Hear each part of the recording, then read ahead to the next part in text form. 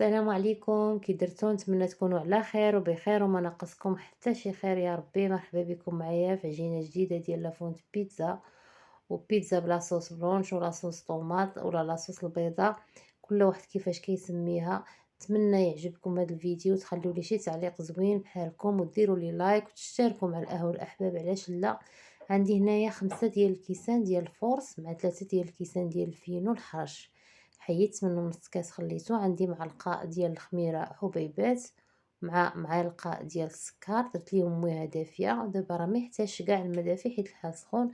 عندي معلقه كبيره ديال الزعتر وشويه د الملحه ونص كاس ولا ما كاملش ديال الزيت البلديه، وغادي نعجنها عير بالماء حتى تتماسك مزيان مع بعضياتها. غادي نديرها فوق سطح العامل ونخدمها شويه، ندلكها ماشي كاع بزاف، ولكن ما تكونش رطبه بزاف حيت هذه ديال البيتزا ديال المقله ما تبغيش تكون خفيفه بزاف، ماشي بحال ديال الفران. غطيتها وخليتها تقريبا ثلث ساعه دغيا خمرات مع الحال سخون، وغادي ندوز نشكل فيها الكويرات ديال البيتزا. تقريبا درتها ديال الشخص كيف شفتو في اول الفيديو، ودغيا كتوجد والله الا ساهله، ما كتاخذش منكم الوقت بزاف. انايا دغيا وجدتها وخليتها حتى خمرات. صافي من بعد ما خمرات ثلث ساعه كانت خامره. غادي نشكل فيها الكويرات، غادي ندير نعبر عير بحال هكا، عير نقطع عشوائيا، ولكن غنحاول نقادهم تقريبا غيجيو قد تنكورهم فوق الرخامه عير تحت من الصباع ديال يدي دغيا بالزربه تيتكوروا. وغادي نستفهم ونعاود نغطيهم يرتاحوا شي شويه. شعلت على المقله كتسخن. ساهله هاد الوصفه وكتجي زوينه بزاف بزاف، حسن كاع الا ما عندكمش فران، حسن كاع من الفران. كنطلقهم بالدقيق ديال الفينو بطبيعه الحال ولا السميده الرقيقه باش تجي شويه لاباط بيتزا تكون واقفه شي شويه، ونحاول نرققهم ما يبقاوش غلاظ بزاف. هادو المقلاه تيبغيو يكونوا رقاق بحال هكا تدريجيا. وغادي نجيب لابروس اللي عندي، ديك المشطه اللي تنديرها ديما كنتقبيها نخليها في المجر غير مع هادشي ديال اللي كنعجن بيه وداكشي، ونقيها وكتسهل عليا حسن من الشوكه.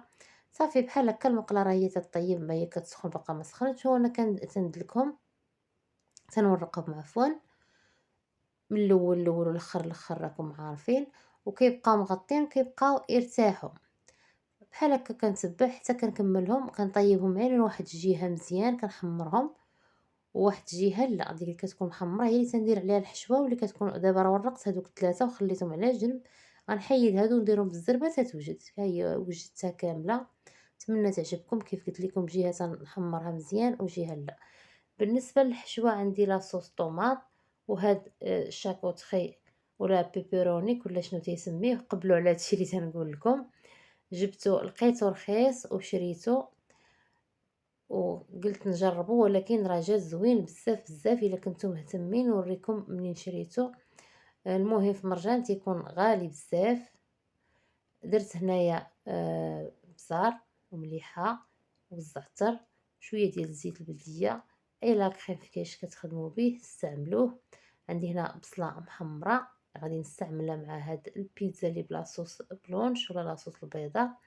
شاكوطخي خديت منه داكشي اللي بغيت، وخليت الاخر بالعضات ديالو، درت له السلوفان مزيان وعاود رجعته للثلاجه.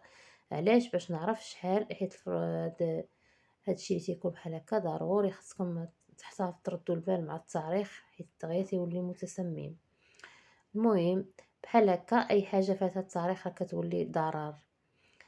فروماج حمار، فروماج موزاريلا، وكندير لاصوص طوماط، وكنستف بحال هكا هاد الدوارات ديال هاد الشاكوتخي. وكنزيد هنا تندير لاصوص طوماط بحال كيما درت في لاصوص بلونش، بحال كيما درت في لاصوص طوماط ولا لاصوص البيضاء. من الاحسن ديروا لا كريم، كتجي احسن من البيشاميل كتجي ثقيله شويه في البيتزا. هاد البصله راني درت لها عيز بيضه وبزار ومليحه، وكنغطيها حتى كتلوى، وكنعريها وكنخليها كتحمر. صافي غنستمر بحال هكا، وتندير ليهم شويه ديال الزعتر ضروري على الوجه اللي تنكون غاسلاه قبل كيجي زوين بزاف. غادي ندخلهم وحده بوحده يتحمروا، حيت لاطا ما قدتشنيش في جوج تيجوا زوينين. نتمنى يعجبوكم. راه كتشوفوا الشكل ديالهم، هذه اللي بلا صوص طوماط والاخرى اللي بلا صوص البيضه كتجي زوينه بزاف بزاف. عمرها باي حشوه كتبغيو، باي بالدجاج باش ما كتبغيو. انا عطيتكم اقتراح وانتم عمرو باللي تتبغيو. جات زوينه بزاف. شوفوا الفرomاج كيفاش معلك مع ديك البصله وبالصحة والراحة. ما تنساونيش من لي لايك والتعاليق يا خواتاتي زوينين خليتكم.